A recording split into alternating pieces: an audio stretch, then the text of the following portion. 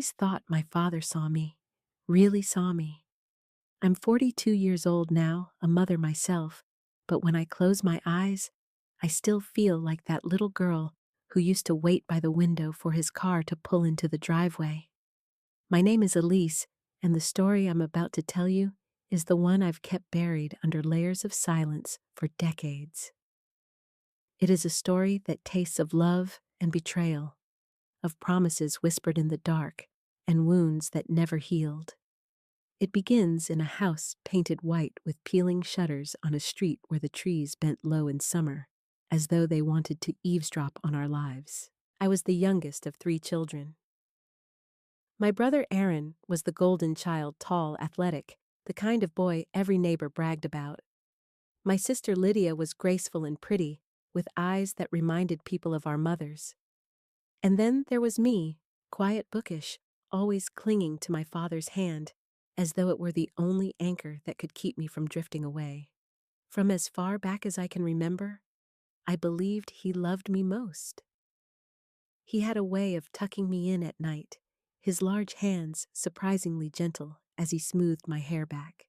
He would whisper, "You're my brave little soldier, Elise, my son in spirit, even if you're my daughter in name." At the time, I thought it was endearing. I thought it meant I was special, chosen in a way my siblings weren't. But words have a way of burrowing deep, of sprouting roots in the cracks of your identity. I grew up in that shadow, always reaching for his approval, always telling myself that whatever else happened, I was his favorite. That belief carried me through when Lydia mocked me for not being pretty enough, or when Aaron told me I'd never fit in. Father loved me. That was my armor. Years later, when I was in college, I would still call him every Sunday evening. I'd tell him about my classes, the professors who saw something in me, the late-night debates in dorm hallways. And he would always say, "That's my son talking." Strong, clever, fighting for truth. Again, I wore it like a medal. I didn't mind that he called me son. I thought it was his way of saying I wasn't fragile, that he respected me. But I need you to understand something. Love, when it carries secrets, can be the sharpest knife. It was at Aaron's engagement party when I was 27 that everything cracked. The house was full of people, laughter bouncing off the walls, glasses clinking as family toasted to futures and promises. I stood near the buffet table, wearing a dress my mother had insisted on feeling out of place, but trying my best to smile. Father was in the center of it all, beaming with pride as Aaron introduced his fiancée to the extended family. When it was time for speeches, my father cleared his throat, and the room fell quiet. I still remember the smell of roast beef and perfume in the air, the way every eye turned toward him. He began by praising Aaron, his achievements, his future. Then he moved on to Lydia, talking about her beauty, her grace, her charm. And then with a strange smile, he said, "And Elise, my adopted son." There was laughter, real, unrestrained laughter, as though he had told the funniest joke of the evening. My cousins doubled over. Even my mother gave a small, embarrassed chuckle. And I froze. The words seared through me. Adopted son. Not daughter, not brave little girl. Adopted son. I forced a smile, because what else could I do? But inside, something shattered. My chest felt hollow, like someone had scooped out all the warmth and left me standing there as an empty shell. I don't remember the rest of the speeches. I don't remember the toasts. All I remember is the sound of their laughter echoing in my head, drowning out every tender moment I had ever shared with him. Afterward, I confronted him in the kitchen. My hands were shaking so badly, I could hardly hold the glass of water I'd picked up just to give myself something to do. I asked him why he said that, why he called me his adopted son. He looked at me like I was being dramatic. "It was just a joke, Elise. Don't take everything so seriously. You're tougher than that."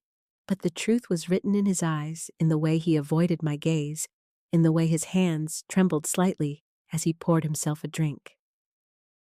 I knew then that it wasn't just a joke. Something was buried under his words, something I wasn't meant to dig up. That night, I cried in the bathtub until the water turned cold. I remembered every moment he had called me his soldier, his son, his brave one. And suddenly, it all felt poisoned. Life went on as it always does, but the wound remained. I built a career, I married, I had children of my own. Yet the shadow of that night lingered. Every time my father called, I heard those words.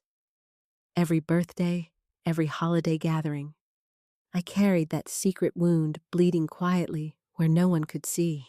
When he passed away a decade later, I thought the pain would finally end. But death doesn't erase the questions we never had the courage to ask. It magnifies them. At the funeral, as I stood by his casket, I felt like a stranger grieving a man who had only ever shown me half of himself. My siblings grieved loudly, openly.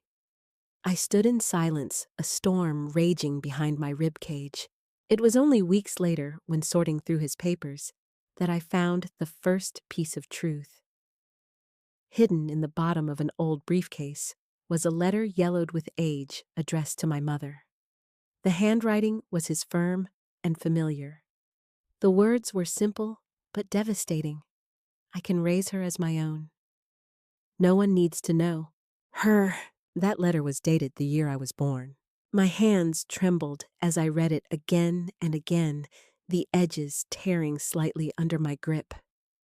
My chest felt tight air refusing to fill my lungs. In that moment, the world tilted, and I realized I had been living inside a lie for 42 years. I was not his daughter.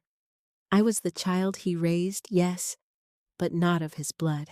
The words adopted son were not a joke. They were a truth he had wrapped in laughter disguised as affection, but laced with cruelty all the same. I wanted to scream. I wanted to burn the letter to erase the truth. But I couldn't, because in that letter lay the answer to every wound, every whisper, every look that had haunted me all my life. I thought about my mother then. Her silence, her careful smiles, her way of steering conversations away from certain topics. I realized she had carried this secret too, and in doing so, she had betrayed me as much as he had. For weeks I couldn't eat. I couldn't sleep. I would sit in my car after work, staring at the dashboard, unable to gather the strength to drive home. My husband noticed, of course. He asked gently what was wrong, but how could I explain a lifetime of betrayal in a few words? How could I tell him that everything I had believed about myself was suddenly undone? I became consumed with anger. At my father for hiding the truth behind cruel jokes. At my mother for never telling me. At my siblings who had probably suspected who had laughed that night, without realizing they were laughing at my entire existence. And beneath the anger, there was grief. A grief so heavy it nearly broke me. Because I had loved him. I had loved him fiercely, blindly, without question. And that love now felt like a betrayal to myself. But here is where the story begins to turn. Because betrayal, when left to fester, demands a reckoning. And I was done being the quiet, obedient daughter or son, or whatever they thought I was supposed to be. I was ready to dig deeper, to uncover every secret, to confront every lie. And when I did, I discovered truths that would shake my family to its core. The decision to confront the truth wasn't born in a single dramatic moment, but in a slow, aching realization that I could no longer live inside silence. I had carried their secrets for too long, without even knowing it, and the weight of it was crushing me from the inside. Some nights, I would lie awake staring at the ceiling, feeling like a stranger in my own skin, wondering who I really was, if not his daughter. My husband would roll over his arm, draped across me protectively, but even his warmth couldn't soothe the hollowness that had opened inside my chest. I started by confronting my mother. It was a Sunday afternoon when I drove to her house, my father's letter folded into my pocket, the words burning against my thigh like a hidden brand. She looked smaller than I remembered, her shoulders hunched, her hair grayer, her voice thinner. Time had worn her down, but I couldn't let pity soften me. I handed her the letter without speaking, and I watched her face drain of color as her eyes scanned the words. She didn't ask how I found it. She didn't deny it. She simply lowered her head into her hands as though the years of pretending had finally collapsed in on her. "I wanted to tell you," she whispered, her voice hoarse, "so many times. But he made me promise. He said it was for your own good, that you would never feel like you belonged if you knew." I wanted to scream at her, to demand how keeping me in the dark was supposed to help me belong. But my voice came out broken, trembling. "Whose child am I?" She looked up, then tears streaking her face, and shook her head. "I don't know. That's the truth. I don't even know." The room seemed to spin around me. My knees weakened, and I sank into a chair, gripping the edge as though the earth itself was tilting. Not only was I not my father's child, I was a ghost without origin, a daughter without a name, a story without a beginning. For weeks after that, I drifted through my life like a shadow. I went to work, I cared for my children, but everything felt surreal, like I was playing a role I no longer had the script for. My siblings called occasionally, their voices full of the usual indifference, and I wanted to ask them if they had known, if they had guessed. But I couldn't. The words stuck in my throat. It was my aunt, my father's younger sister, who finally cracked the silence. She called one evening, her voice unusually hesitant. "Elise, I think we need to talk," she said. I could hear the weight in her tone, the hesitation of someone who had carried something for far too long. We met at a quiet cafe on the edge of town, the kind of place where no one would recognize us.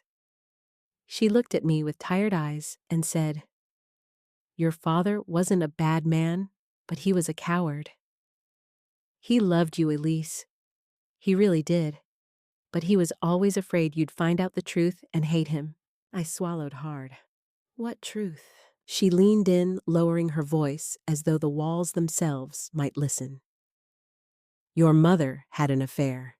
It was brief, it was messy, and it nearly destroyed their marriage. But when she became pregnant, your father chose to claim you as his own. He thought it was the only way to save the family. He thought no one would ever know." My stomach lurched, bile rising in my throat. I pressed a napkin to my mouth, fighting the wave of nausea. I wanted to deny it, to tell her she was wrong, but deep inside, I knew she was telling the truth. And then she said something that chilled me to the bone. "Your real father. It wasn't just anyone. It was his best friend. Someone he trusted more than anyone else. That's why he could never forgive himself. That's why he treated you the way he did, half love, half resentment." I sat there frozen, my coffee untouched, my hands trembling. Images flooded my mind. Childhood birthdays, family barbecues, faces of men who had been close to my parents. Which one of them had looked at me with eyes that mirrored mine? Which one had silently carried the truth of me in his blood? That night, when I returned home, I collapsed into my husband's arms and finally let myself weep. For hours, I sobbed out the rage, the grief, the betrayal. My whole life had been built on a foundation of lies, and now every brick was crumbling. But grief, as unbearable as it feels, eventually hardens into something else. In me, it hardened into resolve. I decided I wouldn't rest until I uncovered the whole truth. I dug through old photo albums, studied faces, compared features. I asked questions of relatives, pretending curiosity, testing their reactions. Piece by piece, I stitched together a picture that made me sick. My father's best friend, his name was Charles. A man who had once bounced me on his knee, who had given me birthday gifts wrapped in shiny paper, who had disappeared from our lives suddenly when I was 10. I remembered asking my mother once why Uncle Charles didn't come around anymore, and she had said vaguely that he moved away for work. Now I knew the truth.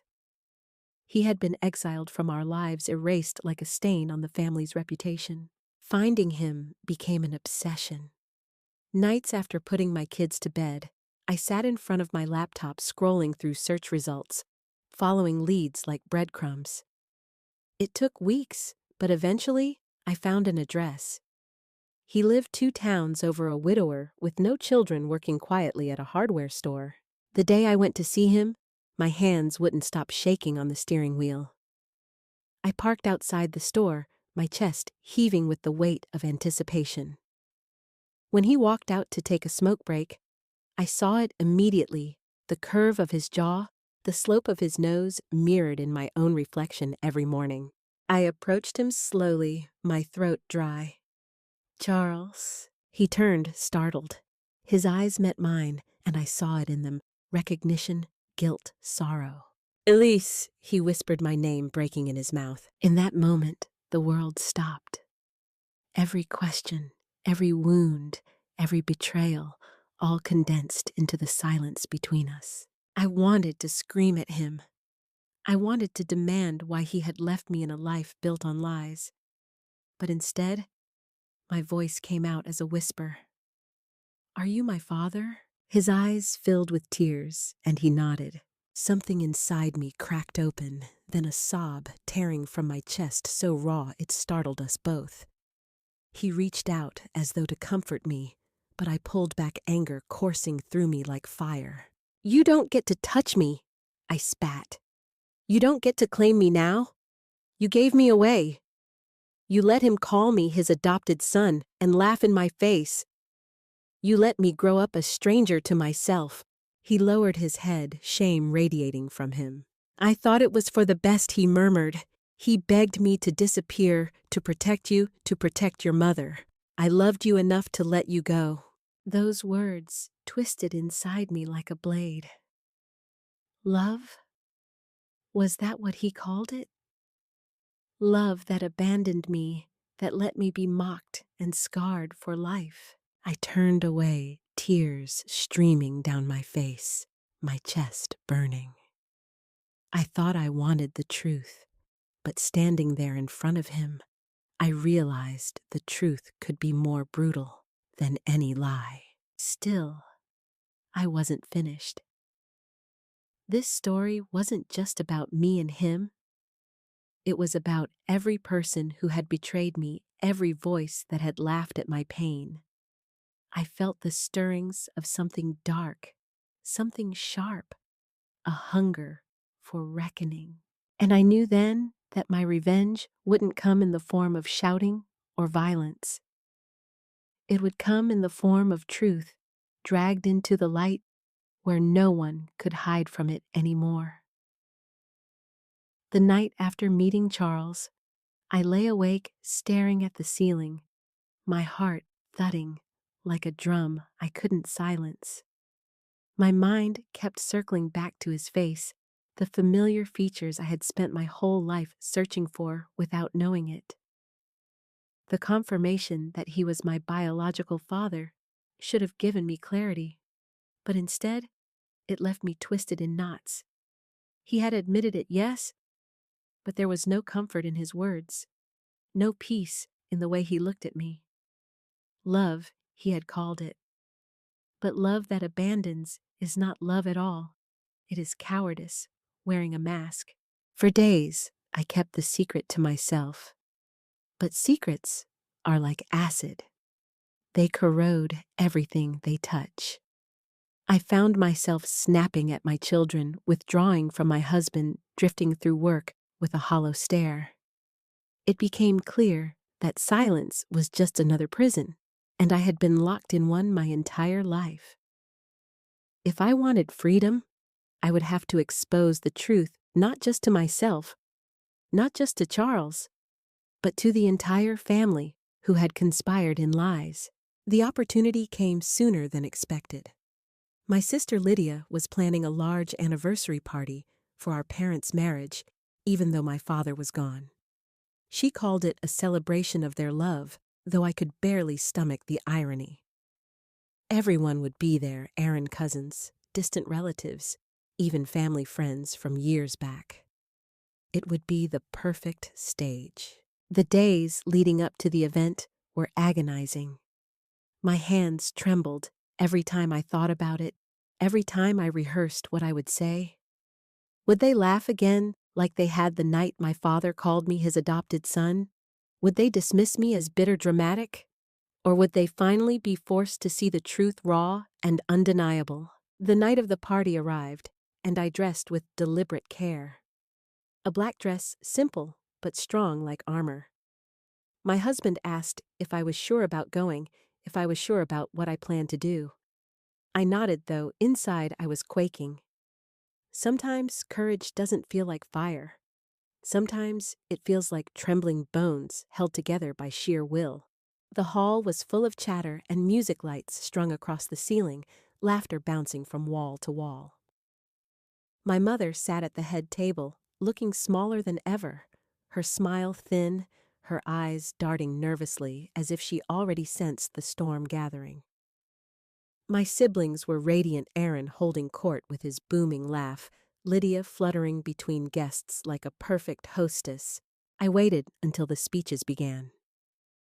Aaron spoke first, full of charm and nostalgia, painting our family history as if it were some perfect fairy tale. Lydia followed, her words syrupy and polished, speaking of resilience, of the love that had carried our parents through hardships. I wanted to laugh in her face. Love. What did they know about love? When it was my turn, I rose slowly, every eye turning toward me. The microphone felt heavy in my hand, my palms slick with sweat.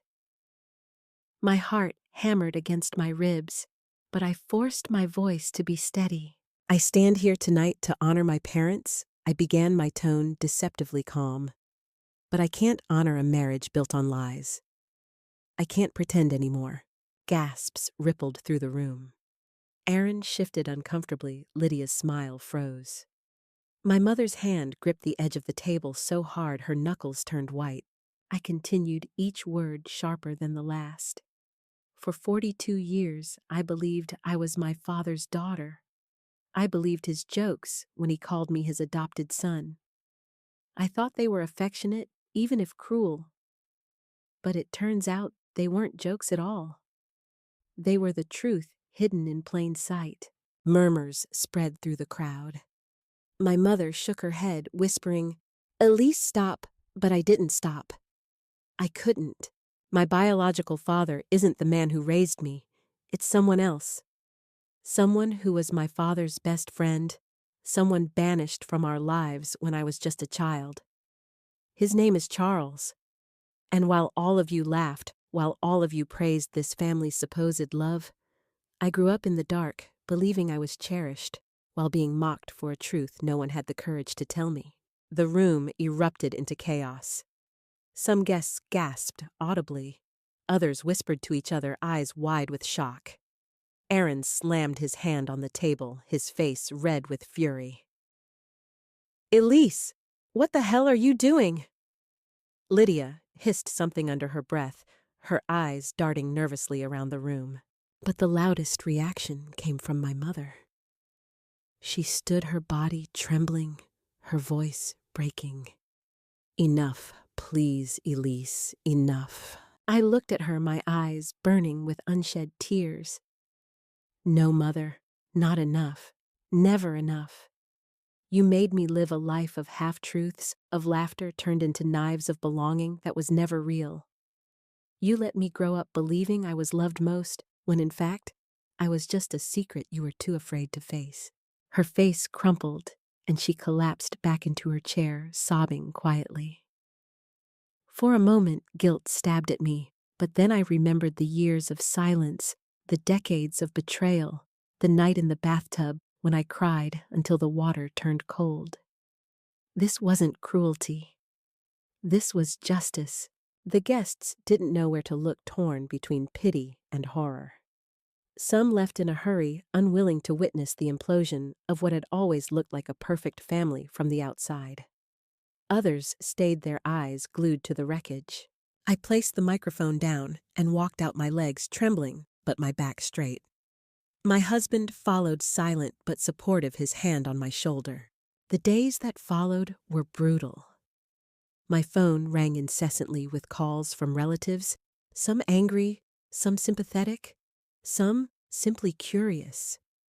Aaron sent me a message accusing me of humiliating the family, of being selfish, of destroying our parents' legacy. Lydia avoided me entirely, her silence colder than any words could have been. But what cut the deepest was my mother's letter. She left it on my porch one morning, written in her delicate, shaky handwriting.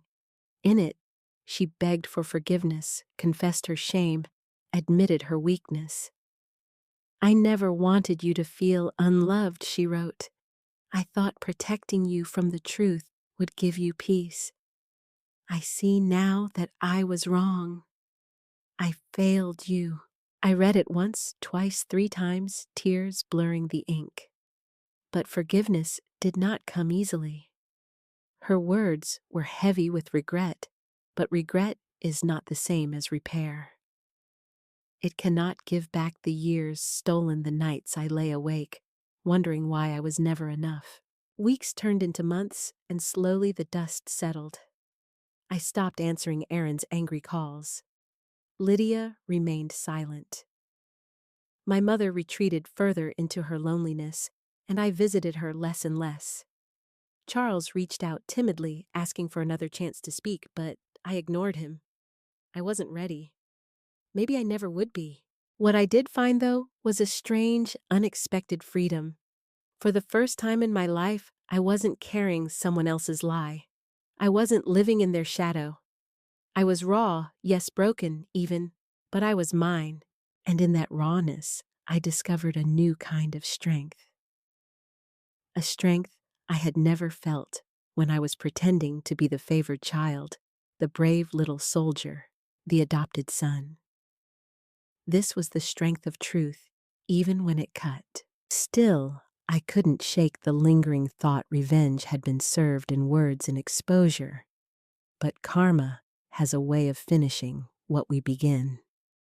And as I looked at the fragments of my family around me, I knew the reckoning wasn't over. The fallout from that night spread through our family like wildfire. The anniversary party that was meant to celebrate love became the night everyone would whisper about for years to come, the night Elise shattered the illusion.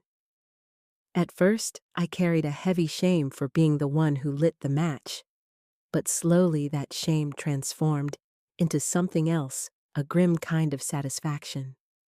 For once, they had to sit with the truth unvarnished, impossible to laugh away.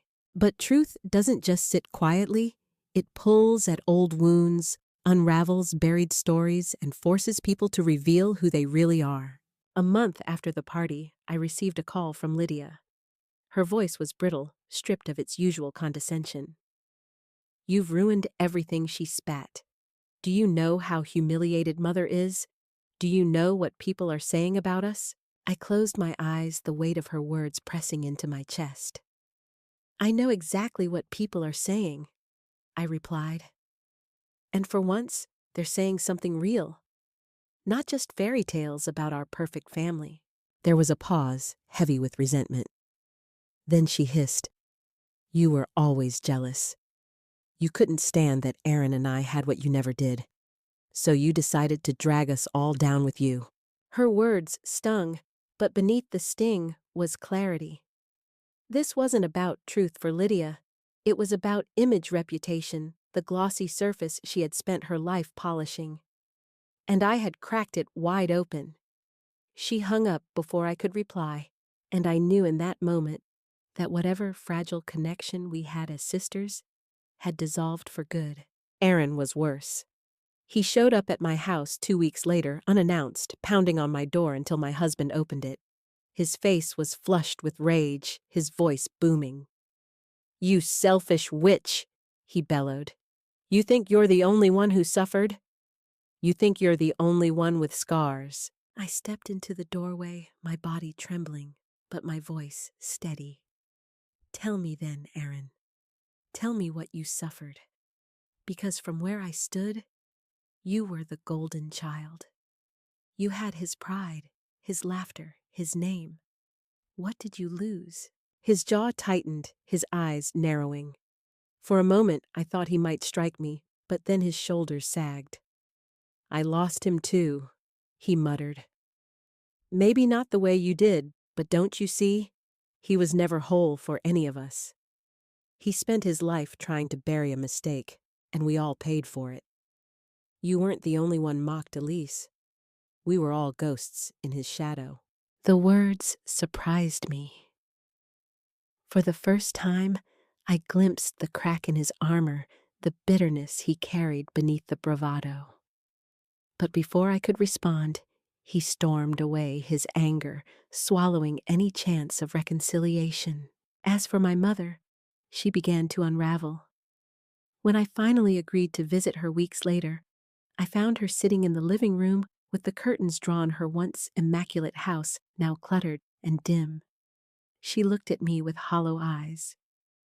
"I hear him in my dreams," she whispered. "Your father. He asks me why I didn't stop you. He asks me why I let it all fall apart." I wanted to tell her it wasn't my fault, that I didn't create the lies, I only exposed them. But looking at her frail figure, her hands trembling as she clutched a teacup, I felt a wave of pity. She had built her life on a lie, too. And now, stripped of it, she was nothing but a shell. Still, pity didn't erase the years of silence, the years of her choosing her comfort over my truth. I left her that day with a kiss on her forehead, but in my heart, I knew there was no going back to the mother-daughter bond I had once yearned for. It was Charles who surprised me most. Weeks after I ignored his calls, he showed up at the school where I worked. I saw him through the window of my office, standing awkwardly by the front gate, clutching a folded piece of paper in his hand. For a moment, I considered turning away, pretending not to see him. But something inside me, some quiet ache, told me to face him. We sat on a bench under the maple tree outside, the autumn leaves falling like fragile truths between us. He handed me the paper. It was a letter, written in his rough handwriting. "I wanted you to have this," he said softly. "Even if you never forgive me." I unfolded it. It was a letter he had written years ago, back when I was a child, but had never sent. In it, he poured out his love for me, his regret, his longing. "Not a day goes by that I don't think of you," the letter read. "I watch from the sidelines, aching to be near you, but knowing my presence would only tear your world apart. I hope one day you'll understand that letting you go was the hardest thing I ever did."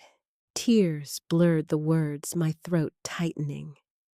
I hated him for his absence, for his silence, for his cowardice. But I also felt the faint, fragile thread of truth in his words. He had loved me in his flawed, broken way. I looked up at him, my voice hoarse. "You don't get to be my father now. You don't get to rewrite the past." He nodded, his eyes glistening. "I know. I just wanted you to know that I never stopped loving you, even from afar." We sat in silence, then the weight of decades pressing down on us. I didn't forgive him, not yet, maybe not ever. But I also couldn't deny the strange comfort in knowing that at least one person had loved me, even if that love was twisted by shame. In the weeks that followed, I felt something shift inside me. I had spent so long consumed by betrayal, by anger, by the hunger for revenge. But revenge, once served, leaves an emptiness behind. What then? What do you do when the fire dies and you're left with ashes? I began to realize that my story couldn't end with destruction. If I stayed in the ruins, I would be no better than them, clinging to lies, to bitterness, to ghosts. I had to build something new, something of my own. I started with my children. I told them the truth, not the details, not the ugliest parts, but enough for them to know who I was, where I came from. I wanted them to understand that silence is poison, that secrets only breed pain. And in their eyes, wide with love and trust, I saw the possibility of breaking the cycle. But deep down, I also knew this wasn't just my story anymore. It was bigger than me.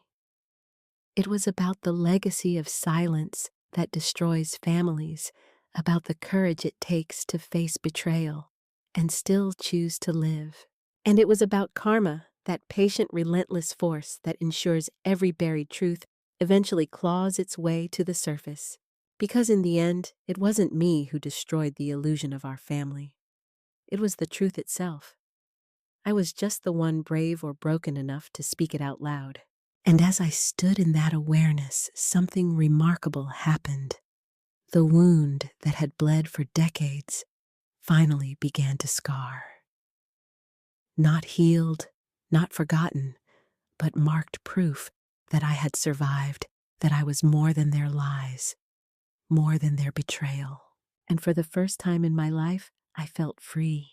Now let me tell you how that freedom came at a cost, and how the final reckoning tore through what was left of us all. Because the ending to this story is not what you think. And it is not easy to bear, but it is the truth. The final reckoning came the way storms often do, quiet, at first almost deceptively calm, until the sky splits open and everything is drenched in thunder and ruin. I thought the worst was behind me after that party, after exposing the truth that had shackled me my whole life. But secrets, I've learned, are never isolated. They breed in silence, like weeds, their roots reaching further than we ever realize. It began with my mother's decline. After the party, after the shame of being unmasked, she withdrew into herself. At first, it was just little things, forgetting to answer the phone, missing appointments, leaving her tea kettle whistling too long.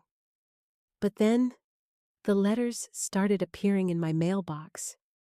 Not one or two, but dozens, written in her fragile, looping script. Some were apologies drenched in guilt. Others were frantic, disjointed, as though her mind was unraveling faster than she could hold it together. One letter, though, stopped me cold. In it, she confessed something I hadn't imagined, something even darker than the truth I had already uncovered. It wasn't just Charles, she wrote. There were others. Your father always suspected. That's why he mocked you, why he called you his adopted son. It wasn't only a joke. It was his way of keeping me in line, of reminding me of what I had done. I read those words over and over, my stomach twisting into knots. Others. The word hissed in my mind like venom. Had Charles been telling the truth, or had my mother slept with more than one man? Was he my father, or just another ghost in the lineup of betrayals?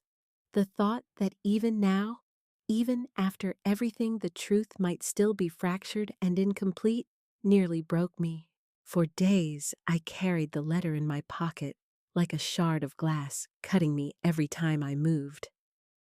I considered confronting her, demanding clarity, but deep inside, I knew I wouldn't get it. She was too far gone, her mind fraying like old lace, her words blurring between confession and delusion. And then came the final twist. Aaron called one night, his voice heavy with something I couldn't quite place. "We need to meet," he said. "There's something you should see." Against my better judgment, I agreed. We met at his house, a sterile place filled with trophies and framed photos of his perfect family. He led me into his study, shut the door, and handed me a manila envelope. Inside were documents, DNA test results. He had done it secretly after the party after my outburst. He had tested himself, Lydia and me, against what was left of our father's DNA preserved in old medical records. The results confirmed what I already knew: I wasn't my father's biological child. But there was more. Aaron wasn't either. Only Lydia was. I felt the blood drain from my face as I looked at Aaron. His jaw was clenched, his eyes blazing with fury and shame. "We're both bastards, Elise," he spat. "Both of us. You just had the bad luck of looking different enough for him to mock you. But me, I was his golden boy, and all along I was no more his than you were." The room spun around me, my knees nearly buckling. I wanted to laugh and scream all at once. All those years of favoritism, of being compared, of being diminished beside him, and it was all a lie. Aaron slammed his fist against the desk, the papers rattling. "Do you see what she did to us? Do you see how she poisoned everything? And we've been at each other's throats all this time, when it was her betrayal that ruined us from the start." For the first time in our lives, I saw him not as my rival, not as my tormentor, but as my brother, equally wounded, equally betrayed. We sat there in silence, the truth settling between us like ashes after a fire. The next day, Aaron confronted our mother. I wasn't there, but I heard the aftermath. He screamed, she wept. Lydia tried to intervene, and in the chaos, my mother collapsed. She was rushed to the hospital, her fragile body giving in under the weight of decades of guilt and secrets. She never came home. Her last days were spent in a hospital bed, her mind drifting in and out of lucidity. I sat by her side one afternoon, watching her chest rise and fall, her frail hand clutching mine with surprising strength. Her eyes fluttered open and she whispered, "I only wanted to keep the family together. I thought lies were better than breaking it apart." I swallowed the lump in my throat, tears burning my eyes. "You broke it anyway, Mother. Lies always break things. Just slower, just crueler." She closed her eyes, a single tear slipping down her cheek, and within hours she was gone. The funeral was a hollow affair. People came out of obligation, not love. Lydia sobbed theatrically, Aaron stood stiff and bitter, and I felt nothing but a strange emptiness. There were no illusions left, no stories to hide behind, no roles to play.